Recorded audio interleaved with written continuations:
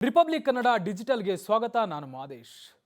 ನಿನ್ನೆ ತಮಿಳುನಾಡಿನ ಕರೂರಿನಲ್ಲಿ ನಡೆದ ಒಂದು ದೊಡ್ಡ ದುರಂತದಲ್ಲಿ ಈಗಾಗಲೇ ಈ ಒಂದು ವಿಚಾರ ರಾಜಕೀಯವಾಗಿ ಸಾಕಷ್ಟು ಚರ್ಚೆಗಳಾಗ್ತಿದೆ. ಟಿವಿಕೆ ಪಕ್ಷದ ನಾಯಕ ಮತ್ತೆ ಆಕ್ಟರ್ ಆಗಿರುವಂತಹ ದಳಪತಿ ವಿಜಯ್ ಅವರ ವಿರುದ್ಧ ಇನ್ನೂ ಕೂಡ ಎಫ್ಐಆರ್ ಆಗಿಲ್ಲ, ಆತನನ್ನ ಬಂಧನ ಮಾಡಲಾಗಿಲ್ಲ ಅಂತೇಳಿ ಅಲ್ಲಿನ ಆಡಳಿತ ಪಕ್ಷ ಸಾಕಷ್ಟು ಆಕ್ರೋಶವನ್ನ ವ್ಯಕ್ತಪಡಿಸಲಾಗ್ತಿದೆ. ಅಲ್ಲಿ ಆಡಳಿತ ಪಕ್ಷದ ಕೈಯಲ್ಲಿ ಎಲ್ಲ ಇದ್ರೂ ಕೂಡ ವಿಜಯ್ ಅವರ ಮೇಲೆ ಯಾಕೆ ಎಫ್ಐಆರ್ ಆಗಿಲ್ಲ ಅನ್ನುವಂಥ ವಿಚಾರ ಇಲ್ಲಿ ಸಾಕಷ್ಟು ಚರ್ಚೆ ಆಗ್ತಿದೆ. ಯಾಕಂದ್ರೆ ಆತನದ್ದೇ ಪಕ್ಷದ ಒಂದು ಕಾರ್ಯಕ್ರಮದ ಸಂದರ್ಭದಲ್ಲಿ ಒಂದು ಘಟನೆ ನಡೆದಿದೆ. ಆದರೆ ಘಟನೆಯ ಬಗ್ಗೆ ಸಾಕಷ್ಟು ವಿಚಾರಗಳು ಇಲ್ಲಿ ಚರ್ಚೆ ಆಗ್ತಿದೆ. ನಿನ್ನೆ ಈ ಒಂದು ಘಟನೆ ನಡೆದ ಕೂಡಲೇ ಅಲ್ಲಿನ ಸಚಿವರಾಗಿರ್ಬೋದು, ಸಿಎಂ ಎಲ್ಲರೂ ಕೂಡ ಘಟನಾ ಸ್ಥಳಕ್ಕೆ ಭೇಟಿ ನೀಡಿ ಈ ಒಂದು ಮಾಹಿತಿಯನ್ನು ಪಡೆದಿದ್ದಾರೆ. ಇಲ್ಲಿವರೆಗೂ ಕೂಡ ಅಫಿಷಿಯಲ್ ಆಗಿ 40 ಜನ ಈ ಒಂದು ದುರ್ಘಟನೆಯಲ್ಲಿ ಸಾವನ್ನಪ್ಪಿದ್ದಾರೆ ಅನ್ನುವಂಥ ಒಂದಷ್ಟು ಮಾಹಿತಿಗಳು ಲಭ್ಯ ಆಗಿದೆ.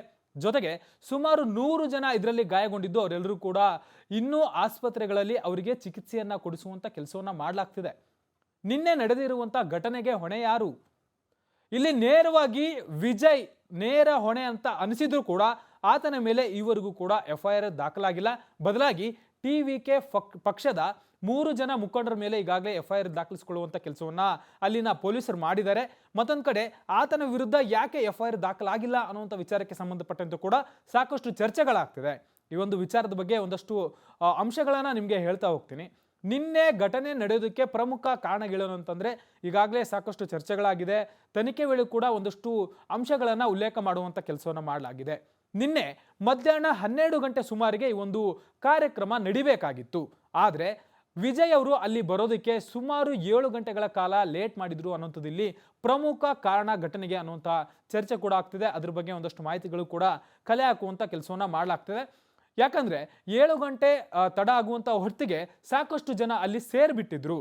ಅಲ್ಲಿ ಸುಮಾರು 10,000 ಜನಕ್ಕೆ ಮಾತ್ರ ಅಲ್ಲಿ ಅವಕಾಶವನ್ನ ಪಡೆಯಲಾಗಿತ್ತು, ಪರ್ಮಿಷನ್ ಅನ್ನ ಕೊಡಲಾಗಿತ್ತು. ಆದ್ರೆ 12 ಗಂಟೆಗೆ ಕಾರ್ಯಕ್ರಮ ಅಂದ್ರೆ ಅದಕ್ಕಿಂತಲೂ ಕೂಡ 3-4 ತಾಸು ಮುಂಚೆಯೇ ಸಾಕಷ್ಟು ಜನ ಅಲ್ಲಿ ಬಂದು ಸೇರಿದ್ರು. ಆಗಲೇ ಅಲ್ಲಿ ಸಾಕಷ್ಟು ಜನ ಸೇರಿಬಿಟ್ಟಿದ್ರು. ಅದಾದ್ಮೇಲೆ ವಿಜಯ್ ಅಲ್ಲಿಗೆ ಘಟನಾ ಸ್ಥಳಕ್ಕೆ ಬರೋದಕ್ಕೂ ಕೂಡ ಸುಮಾರು 7 ಗಂಟೆಗಳನ್ನ ಲೇಟ್ ಮಾಡಿದ್ದ. ಅಷ್ಟೊತ್ತಿಗೆ ಅಲ್ಲಿ ನಿಂತಿದ್ದಂತಹ ಅಭಿಮಾನಿಗಳೇನಿದ್ದಾರೆ ಅವರು ಅಲ್ಲಿ ಊಟ ಮತ್ತೆ ತಿಂಡಿ ಆಗಿರ್ಬೋದು, ನೀರಾಗಿರ್ಬೋದು, ಇದೆಲ್ಲದರಿಂದ ಸಿಗದೆ ಒದ್ದಾಡ್ತಿದ್ರು. ಜೊತೆಗೆ ಸಾಕಷ್ಟು ಜನ ಅಲ್ಲಿ ಟ್ರಾಫಿಕ್ ಆಗಿರೋದ್ರಿಂದ, ಸಾಕಷ್ಟು ಜನ ಅಲ್ಲಿ ಸೇರಿದ್ರಿಂದ ಅಲ್ಲಿ ಉಸಿರಾಡೋದಕ್ಕೂ ಕೂಡ ಸಾಕಷ್ಟು ತೊಂದರೆ ಆಗಿತ್ತು. ಸಂಜೆ 7 ಗಂಟೆಗೆ ಯಾವಾಗ ವಿಜಯ್ ಬರ್ತಾರೆ, ಭಾಷಣವನ್ನ ಆರಂಭ ಮಾಡ್ತಾರೆ, ಆ ಒಂದು ಸಂದರ್ಭದಲ್ಲಿ ಮೈಕ್ ಆಫ್ ಆಗುತ್ತೆ. ಕೂಡಲೇ ಅಲ್ಲಿದ್ದಂಥ ಜನ ರೊಚ್ಚಿಗೆಳ್ತಾರೆ, ಆ ಕಡೆ ಈ ಕಡೆ ಓಡಾಡ್ತಾರೆ. ಮೊದಲೇ ಅಲ್ಲಿ ನಿಂತು ಅಸ್ವಸ್ಥರಾಗಿದ್ದಂಥ ಜನರಿಗೆ ಒಂದಷ್ಟು ಉಸಿರಾಟದ ತೊಂದರೆ ಆಗ್ತಿರುತ್ತೆ. ಯಾವಾಗ ಅಲ್ಲಿ ವಿಜಯ್ ಮಾತನಾಡ್ತಿದ್ದಂಥ ಸಂದರ್ಭದಲ್ಲಿ ಮೈಕ್ ಆಫ್ ಆಗುತ್ತಲ್ಲ, ಕೂಡಲೇ ಅಲ್ಲಿನ ಜನ ಚೆದರೋಕೆ ಶುರು ಆಗ್ತಾರೆ, ಜೋರಾಗಿ ಕಿರ್ಚಾಡ್ತಾರೆ. ಈ ಒಂದು ಸಂದರ್ಭದಲ್ಲಿ ಕಾಲ್ತುಳಿತ ಉಂಟಾಗ್ಬಿಡುತ್ತೆ. ಅಲ್ಲಿಯ ಜನರನ್ನ ನಿಯಂತ್ರಿಸೋಕೆ ಆಗದೆ ಸ್ಥಳೀಯ ಪೊಲೀಸರು ಲಾಠಿ ಚಾರ್ಜ್ ಅನ್ನು ಕೂಡ ಅಲ್ಲಿ ಮಾಡೋದಕ್ಕೆ ಮುಂದಾಗ್ತಾರೆ. ಈ ಒಂದು ಸಂದರ್ಭದಲ್ಲಿ ಕಾಲ್ತುಳಿತ ಉಂಟಾಗಿ ಸಾಕಷ್ಟು ಜನ ಸಾವನ್ನಪ್ತಾರೆ. ಅದಾದ್ಮೇಲೆ ಅಲ್ಲಿರೋರನ್ನ ಯಾರೆಲ್ಲ ಗಾಯಗೊಳ್ತಾರಲ್ಲ ಅವರನ್ನ ಕೂಡಲೇ ಆಸ್ಪತ್ರೆಗೆ ದಾಖಲಿಸೋದಕ್ಕೂ ಕೂಡ ಅಲ್ಲಿ ಆಗೋದಿಲ್ಲ. ಯಾಕಂದ್ರೆ ಘಟನಾ ಸ್ಥಳಕ್ಕೆ ಆಂಬ್ಯುಲೆನ್ಸ್ಗಳು ಕೂಡ ಹೋಗೋದಕ್ಕೆ ಸಾಕಷ್ಟು ಕಷ್ಟ ಆಗಿರುತ್ತೆ. ಅಷ್ಟೊಂದು ಜನ ಅಲ್ಲಿ ಸುಮಾರು 1 ಕಿಲೋಮೀಟರ್ ದೂರದವರೆಗೂ ಕೂಡ ರೇಡಿಯಸ್ನಲ್ಲಿ ಸಾಕಷ್ಟು ಜನ ನಿಂತಿರ್ತಾರೆ. ಅಕ್ಕಪಕ್ಕ ಇರುವಂಥ ಗುಡಿಸಲುಗಳ ಮೇಲೂ ಕೂಡ ಜನ ನಿಂತಿರ್ತಾರೆ. ಆ ಮಟ್ಟಿಗೆ ಅಲ್ಲಿ ಜನ ಸೇರಿರ್ತಾರೆ. ಅದಾದ್ಮೇಲೆ ಘಟನೆ ನಡೆಯುತ್ತೆ. ಘಟನೆಯಲ್ಲಿ ಈವರೆಗೂ ಕೂಡ 40 ಜನ ಸಾವನ್ನಪ್ಪಿದ್ದಾರೆ ಅನ್ನುವಂಥ ಮಾಹಿತಿ ಲಭ್ಯ ಆಗಿದೆ. ಈಗಾಗಲೇ 28 ಮೃತದೇಹಗಳನ್ನು ಅವರವರ ಕುಟುಂಬಸ್ಥರಿಗೆ ಒಂದು ಕೊಡುವಂಥ ಕೆಲಸವನ್ನ ಮಾಡಿದ್ದಾರೆ. ಹಸ್ತಾಂತರ ಮಾಡುವಂಥ ಕೆಲಸವನ್ನ ಈಗಾಗಲೇ ಮಾಡಲಾಗಿದೆ. ಮತ್ತೊಂದು ಕಡೆ ಇನ್ನೂ ಉಳಿದ ಮೃತದೇಹಗಳಿಗೆ ಸಂಬಂಧಪಟ್ಟಂತೆ ಮರಣೋತ್ತರ ಪರೀಕ್ಷೆ ಕೂಡ ನಡೆಸಲಾಗ್ತಿದೆ. ಮತ್ತೊಂದು ಕಡೆ 100ಕ್ಕೂ ಹೆಚ್ಚು ಜನ ಇಲ್ಲಿ ಗಾಯಾಳುಗಳಿಗೆ ಈಗಾಗಲೇ ಚಿಕಿತ್ಸೆಯನ್ನು ನೀಡುವಂಥ ಕೆಲಸವನ್ನು ಕೂಡ ಮಾಡಲಾಗ್ತಿದೆ. ಸದ್ಯಕ್ಕೆ ಈ ಒಂದು ಪ್ರಕರಣಕ್ಕೆ ಸಂಬಂಧಪಟ್ಟಂತೆ ಯಾರ ಮೇಲೆ ಕ್ರಮ ಆಗಬೇಕಾಗಿತ್ತು, ಯಾರು ಈ ಒಂದು ಪ್ರಕರಣದ ಹೊಣೆಯನ್ನ ಹೊರಬೇಕಾಗಿತ್ತು? ಮೇಲ್ನೋಟಕ್ಕೆ ಇಲ್ಲಿ ನೇರವಾಗಿ ವಿಜಯ್ ಈ ಒಂದು ಪಕ್ಷದ ಸಂಸ್ಥಾಪಕ ಆಗಿರ್ಬೋದು, ಪಕ್ಷದ ಅಧ್ಯಕ್ಷ ಆಗಿರ್ಬೋದು, ವಿಜಯ್ ಅವರೇ ಇಲ್ಲಿ ಮೇಲ್ನೋಟಕ್ಕೆ ಕಾಣ್ತಾರೆ. ಹೀಗಾಗಿ ಆತನೇ ನೇರ ಹೊಣೆ ಅನ್ನುವಂಥ ಮಾತನ್ನ ಅಲ್ಲಿನ ಆಡಳಿತ ಪಕ್ಷ ಆಗಿರ್ಬೋದು, ಬಿಜೆಪಿ ಪಕ್ಷ ಆಗಿರ್ಬೋದು, ಅಲ್ಲಿನ ಬೇರೆ ಬೇರೆ ಪಕ್ಷದ ಮುಖಂಡರು ಮತ್ತೆ ಸ್ಥಳೀಯರು ಎಲ್ಲರೂ ಕೂಡ ಆರೋಪವನ್ನ ಮಾಡುವಂಥ ಕೆಲಸವನ್ನ ಮಾಡ್ತಿದ್ದಾರೆ. ಈಗಾಗಲೇ ಈ ಒಂದು ವಿಚಾರಕ್ಕೆ ಸಂಬಂಧಪಟ್ಟಂತೆ, ಈ ಒಂದು ಘಟನೆಗೆ ಸಂಬಂಧಪಟ್ಟಂತೆ ತೀವ್ರ ಗಂಭೀರವಾಗಿ ಒಂದು ಪ್ರಕರಣವನ್ನ ಪರಿಗಣಿಸುವಂತ ಕೆಲಸವನ್ನ ಅಲ್ಲಿನ ಸರ್ಕಾರ ಮಾಡಿದೆ. ಕೇಂದ್ರ ಗೃಹ ಇಲಾಖೆ ಕೂಡ ಈ ಒಂದು ಪ್ರಕರಣಕ್ಕೆ ಸಂಬಂಧಪಟ್ಟಂತೆ ತನಿಖಾ ವರದಿಯನ್ನ ಸಲ್ಲಿಸಿ ಅಂತೇಳಿ ಸೂಚನೆಯನ್ನು ಕೂಡ ನೀಡುವಂತ ಕೆಲಸವನ್ನು ಮಾಡಲಾಗಿದೆ. ಈ ಒಂದು ಘಟನೆಗೆ ಸಂಬಂಧಪಟ್ಟಂತೆ ಈಗಾಗಲೇ FIR ಅನ್ನ ದಾಖಲಿಸಿಕೊಳ್ಳುವಂತ ಕೆಲಸವನ್ನ ಅಲ್ಲಿನ ಸ್ಥಳೀಯ ಪೊಲೀಸರು ಮಾಡಿದ್ದಾರೆ. ಆದರೆ ಆ ಒಂದು FIR ನಲ್ಲಿ ವಿಜಯ್ ಅವರ ಹೆಸರನ್ನ ಇನ್ನೂ ಕೂಡ ಉಲ್ಲೇಖ ಮಾಡಿಲ್ಲ. 3 ಜನ TVK ಪಕ್ಷದ ಮುಖಂಡರ ವಿರುದ್ಧ ಈಗಾಗಲೇ FIR ದಾಖಲಿಸಿಕೊಳ್ಳುವಂತ ಕೆಲಸವನ್ನ ಮಾಡಲಾಗಿದೆ. ಆದರೆ ಅಲ್ಲಿ ವಿಜಯ್ ಅವರ ಹೆಸರು ಯಾಕೆ ಕೈ ಬಿಡಲಾಗಿದೆ ಅನ್ನೋದಕ್ಕೂ ಕೂಡ ಸಾಕಷ್ಟು ವಿಚಾರಗಳು ಇಲ್ಲಿ ಚರ್ಚೆ ಆಗ್ತಿದೆ. ಒಂದು ಪ್ರಮುಖ ಕಾರಣ ಎಂದರೆ ವಿಜಯ್ಗೆ ಸಾಕಷ್ಟು ಅಪಾರ ಅಭಿಮಾನಿಗಳ ಸಂಖ್ಯೆ ಇದೆ. ಹೀಗಾಗಿ ಅವರ ವಿರುದ್ಧ ಒಂದು ವೇಳೆ FIR ದಾಖಲು ಮಾಡುವಂಥ ಕೆಲಸ ಆದರೆ ಅಲ್ಲಿನ ಅಭಿಮಾನಿಗಳು ರೊಚ್ಚಿ ಹೇಳುವಂಥ ಸಾಧ್ಯತೆ ಇದೆ. ಅವರು ಏನು ಬೇಕಾದರೂ ಸ್ಟೆಪ್ ತೆಗೆದುಕೊಳ್ಳುವಂಥ ಸಾಧ್ಯತೆ ಇದೆ ಅನ್ನುವಂಥ ಕಾರಣದಿಂದಾಗಿ ಅವರ ಹೆಸರನ್ನ FIR ನಲ್ಲಿ ಕೈ ಬಿಡಲಾಗಿದೆ ಅನ್ನುವಂಥ ವಿಚಾರ ಸದ್ಯಕ್ಕೆ ಚರ್ಚೆ ಆಗ್ತಿದೆ. ಜೊತೆಗೆ ಒಂದು ವೇಳೆ FIR ನಲ್ಲಿ ಹೆಸರು ಉಲ್ಲೇಖ ಮಾಡಿದರೆ ಅಭಿಮಾನಿಗಳು ರೊಚ್ಚಿಗೆಳದರ ಜೊತೆಗೆ ಎಲ್ಲ ಒಂದು ಕಡೆ ರಾಜಕೀಯವಾಗಿ ಆಡಳಿತ ಪಕ್ಷಕ್ಕೆ ಸರ್ಕಾರಕ್ಕೆ ಹಿನ್ನಡೆಯಾಗುವಂಥ ಸಾಧ್ಯತೆ ಇದೆ ಅಂತ ಕೂಡ ಹೇಳಲಾಗ್ತಿದೆ. ಆ ಒಂದು ಪ್ರಮುಖ ಕಾರಣ ಆಗಿರ್ಬೋದು. ಜೊತೆಗೆ ಈಗಾಗಲೇ ಅಲ್ಲಿನ ಆಡಳಿತ ಪಕ್ಷದ ವಿರುದ್ಧ ಕೂಡ ಸಾಕಷ್ಟು ಆರೋಪಗಳು ಕೇಳಿಬರ್ತಿದೆ. ಯಾಕಂದ್ರೆ ನಿನ್ನೆ ಈ ಒಂದು ಘಟನೆಗೆ ಕಾರಣ ಏನಂತಂದ್ರೆ ಆ ಒಂದು ಸಂದರ್ಭದಲ್ಲಿ ಕಾರ್ಯಕ್ರಮ ನಡೆಯುವಂತ ಸಂದರ್ಭದಲ್ಲಿ ಪವರ್ ಅನ್ನ ಕಟ್ ಮಾಡಿಸಲಾಗಿತ್ತು ಅನ್ನುವಂಥ ಆರೋಪ ಕೂಡ ಕೇಳಿಬರ್ತಿದೆ. ಇದರ ಜೊತೆಗೆ ಬೇರೆ ಬೇರೆ ಕಾರಣಗಳು ಕೂಡ ಇದೆ ಅಂತೇಳಿ ಒಂದಷ್ಟು ವಿಚಾರಗಳು ಕೂಡ ಚರ್ಚೆ ಆಗ್ತಿದೆ. ಮತ್ತೊಂದು ಕಡೆ ವಿಜಯರನ್ನ ಬಂಧಿಸಬೇಕಾಗಿತ್ತು ಅನ್ನೋಂಥ ವಿಚಾರ ಕೂಡ ಅಲ್ಲಿ ಚರ್ಚೆ ಆಗ್ತದೆ. ಆದರೆ ಅದಕ್ಕೆ ಸಂಬಂಧಪಟ್ಟಂತೆ ಮುಂದಿನ ಹಂತದಲ್ಲಿ ಏನಾದರೂ ಸ್ಟೆಪ್ ತೆಗೆದುಕೊಳ್ತಾರ ಅನ್ನೋದನ್ನು ನೋಡಬೇಕಾಗುತ್ತೆ. ಯಾಕಂದ್ರೆ ಈ ರೀತಿಯಾದಂತಹ ಸ್ಟ್ಯಾಂಪೆಡ್ ಕೇಸ್ಗಳು ಇದೇ ಮೊದಲೇನಲ್ಲ.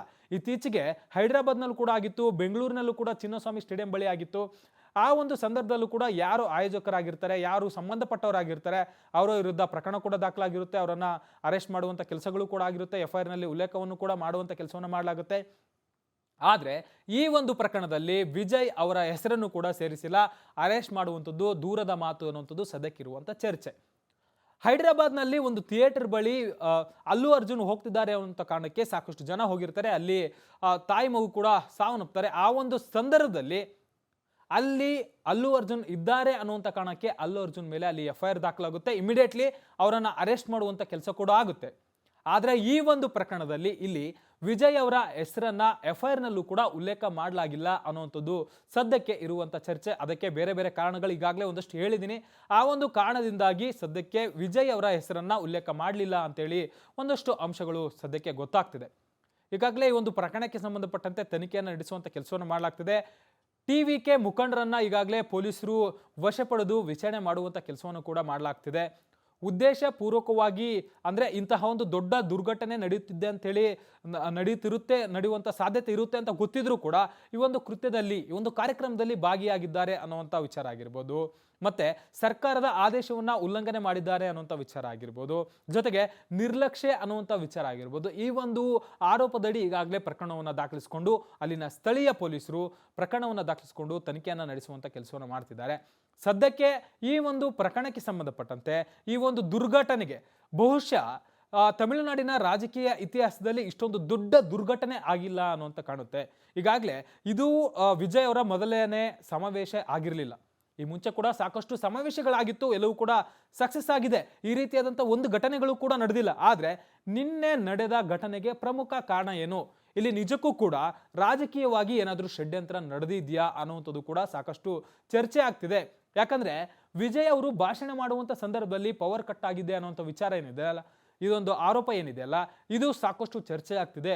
ಅದರಿಂದಲೇ ಈ ರೀತಿಯಾದಂಥ ಘಟನೆ ಟರ್ನ್ ಆಗೋದಕ್ಕೆ ಪ್ರಮುಖ ಕಾರಣ ಆಗಿತ್ತು ಅನ್ನುವಂಥದ್ದು ಕೂಡ ಸದ್ಯಕ್ಕೆ ಅಲ್ಲಿನ ತಮಿಳುನಾಡಿನ ರಾಜಕೀಯ ವಲಯದಲ್ಲಿ ಸ್ಥಳೀಯ ವಲಯದಲ್ಲೂ ಕೂಡ ಸಾಕಷ್ಟು ಚರ್ಚೆ ಆಗ್ತಿದೆ. ಸದ್ಯಕ್ಕೆ ಒಂದು ಪ್ರಕರಣಕ್ಕೆ ಸಂಬಂಧಪಟ್ಟಂತೆ ಈ ಒಂದು ದುರ್ಘಟನೆಗೆ ಸಂಬಂಧಪಟ್ಟಂತೆ ಒಂದು ಕಡೆ FIR ದಾಖಲಿಸಿಕೊಂಡು TVK ಪಕ್ಷದ ಮುಖಂಡರನ್ನ ವಶಪಡೆಯುವಂಥ ಕೆಲಸವನ್ನು ಮಾಡಲಾಗ್ತಿದೆ, ತನಿಖೆ ನಡೆಸುವಂಥ ಕೆಲಸವನ್ನು ಮಾಡಲಾಗ್ತಿದೆ. ಮತ್ತೊಂದು ಕಡೆ ಅಲ್ಲಿ ಯಾರೆಲ್ಲ ಮೃತಪಟ್ಟಿದ್ದಾರೆ ಅವರಿಗೆ ಈಗಾಗಲೇ ವಿಜಯ್ ಅವರು ಕೂಡ ಪರಿಹಾರ ಧನವನ್ನ ಲಕ್ಷಾಂತರ ರೂಪಾಯಿ ಪರಿಹಾರ ಧನವನ್ನು ಕೂಡ ಘೋಷಿಸಿದ್ದಾರೆ. ಮತ್ತೊಂದು ಕಡೆ ಅಲ್ಲಿನ ಸ್ಥಳೀಯ ಪಕ್ಷ ಆಡಳಿತ ಪಕ್ಷ ಕೂಡ ಅಲ್ಲಿನ ಗೌರ್ನಮೆಂಟ್ MK ಸ್ಟಾಲಿನ್ ಅವರ ಗೌರ್ನಮೆಂಟ್ ಕೂಡ ಅವರಿಗೆ ಪರಿಹಾರ ಧನವನ್ನ ಘೋಷಣೆ ಮಾಡುವಂಥ ಕೆಲಸವನ್ನು ಮಾಡಿದೆ. ಜೊತೆಗೆ ಈಗೆಲ್ಲ ಯಾರ್ಯಾರು ಗಾಯಾಳುಗಳಿದ್ದಾರೆ, ಯಾರೆಲ್ಲ ಚಿಕಿತ್ಸೆಯನ್ನು ಪಡಿತಿದ್ದಾರೆ ಅವರಿಗೆ ಏನೆಲ್ಲ ಚಿಕಿತ್ಸಾ ವೆಚ್ಚವನ್ನು ಭರಿಸಬೇಕು ಆ ಒಂದು ಕೆಲಸವನ್ನ ಸರ್ಕಾರ ಕೂಡ ಮಾಡೋದಾಗಿ ಹೇಳಿದೆ. ಮತ್ತೊಂದು ಕಡೆ ವಿಜಯ್ ಕೂಡ ಅದಕ್ಕೆ ಸಂಬಂಧಪಟ್ಟಂತೆ ಹಣದ ಸಹಾಯವನ್ನು ಕೂಡ ತಲಾ 2 ಲಕ್ಷ ಹಣವನ್ನು ಕೂಡ ಕೊಡ್ತೀನಿ ಅಂತೇಳಿ ಹೇಳಿದ್ದಾರೆ. ಸದ್ಯಕ್ಕೆ ಈ ಒಂದು ವಿಚಾರ ಸಾಕಷ್ಟು ಚರ್ಚೆ ಆಗ್ತಿದೆ. ದೇಶಾದ್ಯಂತ ಟಾಕ್ ಆಫ್ ದಿ ಟೌನ್ ಆಗಿದೆ ಈ ಒಂದು ವಿಚಾರ. ಇಲ್ಲಿ ಈ ಒಂದು ವಿಚಾರ ರಾಜಕೀಯವಾಗಿ ಯಾಕಂದ್ರೆ ಈ ಒಂದು ಮುಂದಿನ 2026ರ ಚುನಾವಣೆಗೆ, ತಮಿಳುನಾಡಿನ ವಿಧಾನಸಭಾ ಚುನಾವಣೆಗೆ ಟಿವಿಕೆ ಪಕ್ಷವನ್ನ ಆಡಳಿತ ಪಕ್ಷವನ್ನಾಗಿ ಮಾಡೋದಕ್ಕೆ ವಿಜಯ್ ಪಣ ತೊಟ್ಟಿದ್ರು. ಸಾಕಷ್ಟು ಸಮಾವೇಶಗಳನ್ನ ಮಾಡಿದ್ರು. ಅವರಿಗೆ ರೆಸ್ಪಾನ್ಸ್ ನೆಕ್ಸ್ಟ್ ಲೆವೆಲ್ ಅಲ್ಲಿ ಬಂದಿತ್ತು. ಈ ಒಂದು ವಿಚಾರ ಸಾಕಷ್ಟು ಹಿನ್ನಡೆಯಾಗುವಂತ ಸಾಧ್ಯತೆ ಇದೆ. ಈ ಒಂದು ವಿಚಾರ ಸಾಕಷ್ಟು ಚರ್ಚೆಗಳು ಕೂಡ ಹುಟ್ಟು ಹಾಕಿದೆ. ಮುಂದಿನ ಹಂತದಲ್ಲಿ ಈ ಒಂದು ವಿಚಾರಕ್ಕೆ ಸಂಬಂಧಪಟ್ಟಂತೆ ವಿಜಯ್ ಅವರ ರಾಜಕೀಯ ಲೈಫ್ನಲ್ಲಿ ಈ ಒಂದು ದುರ್ಘಟನೆ ಯಾವ ರೀತಿಯಾಗಿ ಪರಿಣಾಮ ಬೀರುತ್ತೆ ಅನ್ನೋದನ್ನ ಕಾದು ನೋಡಬೇಕಿದೆ.